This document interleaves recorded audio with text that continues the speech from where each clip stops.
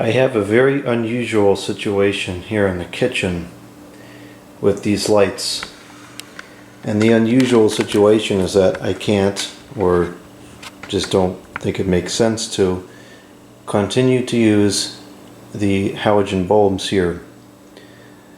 I put these in just a couple months ago and already 2 of the 3 have burned out. And I think what's happening is the vibration from the speakers is transferring through the cabinets to the bulbs, and it vibrates the filament and reduces the lifespan significantly. So I have purchased 2 other LED bulbs, and the one on the right is this one, the EcoSmart 1006250 100 watt bulb, and I can't use it. It gives me a headache, and there's a noticeable flicker. So that's this bulb right here. The one on the left over here is another LED bulb, which is supposed to be, well, it is pretty much identical in form factor to these PAR20 halogen bulbs, and I don't immediately hate it. It's not terrible. I could probably tolerate that bulb, but I'm not super thrilled with it either, because I have to keep the light tilted very up, right? And so then the beam of light is not going out into the room very far, because once the LED bulb gets into the line of sight, I find it very uncomfortable compared to the halogen bulb, which I can have exposed a little bit and it doesn't really bother me. So I think what I'm probably going to have to do is use CFLs in here, because they should be more resilient to the vibration. Plus I can still buy them, so if they go out kind of quick, I'll just buy another one. Whoop-de-doo. Whereas with the incandescent ones, you can't get them anymore, so I don't want to put them in a use case. That doesn't make sense. So the reason why I haven't put CFLs in here yet is because I'm not sure how they're going to handle, because these fixtures don't have a good airflow. They're closed on the bottom. So I bought, as one last option for the LED, which I don't like, these bulbs. These are the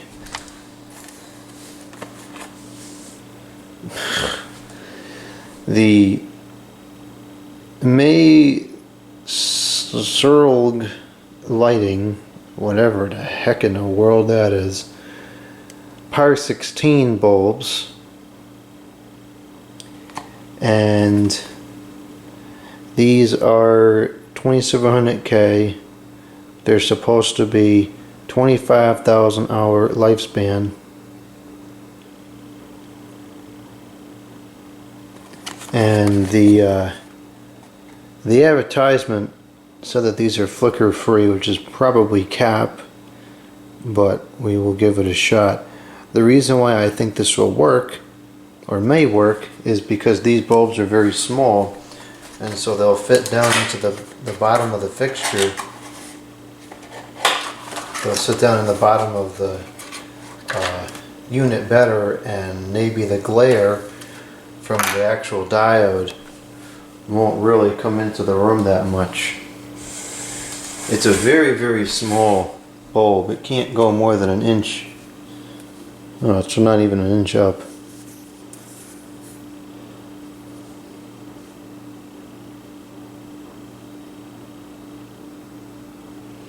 Maelsrlg.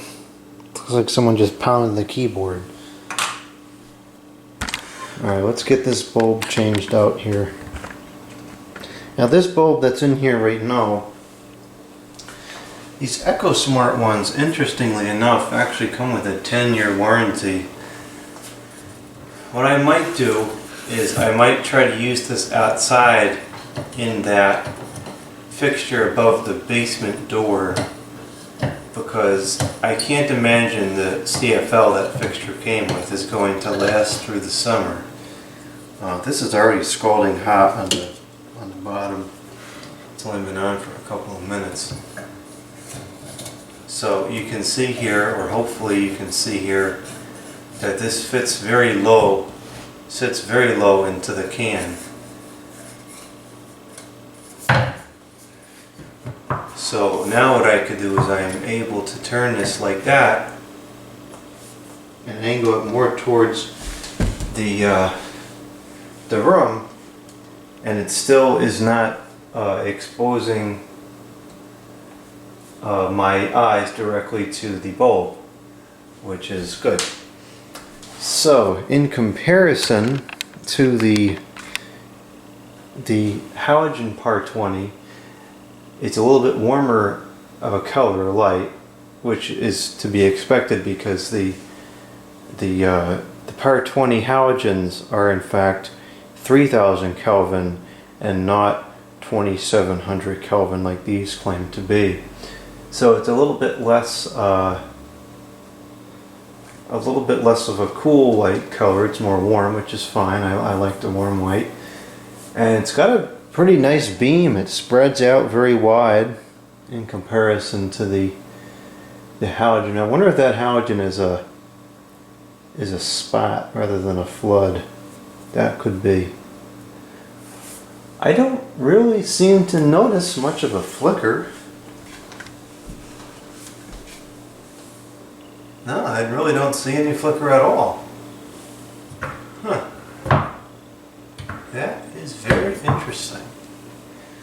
Well, I'm going to go ahead and change them all. I got to turn it off for a minute to let the halogen cool off, but I'm going to go ahead and change them all. And then I'll come back on the video. The bulbs are in. I put the fourth one in the lamp there on the right just because I had it. And much to my surprise, I don't immediately hate them, which is usually what happens with LED bulbs. I don't really notice much of any flicker, and I'm very sensitive to the flicker, so if there was a flicker I would be the first to notice. And the coloring is pretty reasonable. I think the fact that they sit low down into the can makes a big difference. It's too bad these aren't dimmable, because if they was, I would consider them for the living room. So I will leave it like this and I'll see how it works. I don't like how the beam is so sharp and it creates that circular effect on the ceiling. I think that's a little bit unattractive. You know, it's really obvious, whereas the incandescent creates a very soft, gentle fade out, you know, whereas this is just looks like spotlights on the ceiling. So I don't like that too much, but if that's the worst that goes on here, I think I can deal with that. And just for those that are curious, these are the other bulbs. This was the other one I had in there, and you can see it's pretty much identical in form factor to the regular PAR20 bulb. This, I believe, was it's a Sylvania bulb.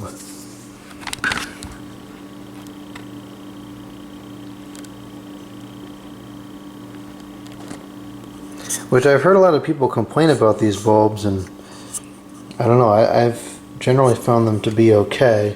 This isn't perfect, but this is, I think it's acceptable. Now, ironically, the heaviest, most expensive, and the best warranted bulb, which is this EcoSmart one, I don't like. Very unpleasant to me. So I'll try to see if I can fit this into the fixture outside. If it doesn't fit, then I'll just take it back because I'm not going to be able to use it.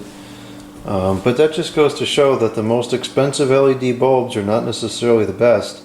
I believe that EcoSmart bulb was upwards of $13, and these were $15 for the box, so they were about $3 and change per bulb, and I can tolerate them. I think they're better quality.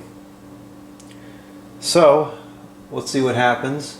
These should be vibration resistant, I would expect, but I don't know And I think even using these makes more sense than the CFL, because this lighting does get turned on and off throughout the day fairly often. I mean, at least 3 times for the meals, maybe a 4th to wash the dishes or something. So fluorescent really wouldn't be ideal here either. So if I can tolerate these and they don't give me a headache, I think this is what we'll go with.